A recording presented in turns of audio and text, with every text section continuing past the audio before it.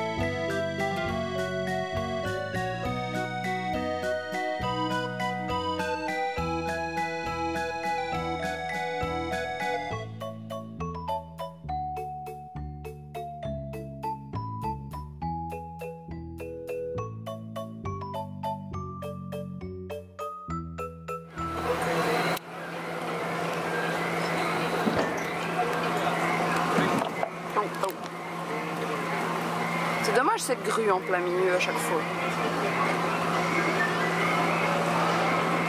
Et elle travaille en plus. Hein. Bah il y a l'air hein.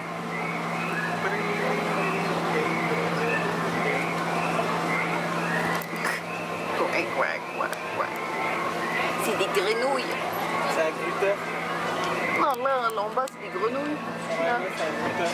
Oui.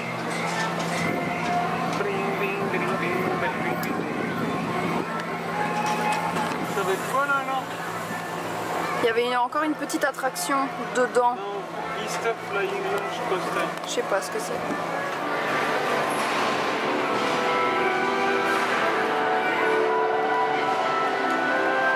Je vous retrouve bien plus tard, il est presque 18h. Donc là on va se poser pour manger et puis reprendre la route. Donc petite débriefing de la journée on va dire. On a fait en fait toutes les attractions, sauf celles qui en valaient vraiment pas le coup. Mais sinon on va dire maximum 30 minutes de fil. Sinon pas de fil du tout. Et parfois ils affichaient genre 15 minutes de fil et en fait c'était juste le temps de faire la file mise en place et c'était tout, donc c'était vraiment génial. Il y a autant du sensation que du plus léger, après c'est quand même très sensation et les attractions d'eau ont fini réellement trempées. Donc heureusement j'avais mon kawaii avec pour protéger, enfin me protéger et surtout protéger le sac avec l'appareil photo. Mais donc voilà, alors Fantasia en fait c'est en Allemagne, c'est à 3 heures de route de où moi j'habite.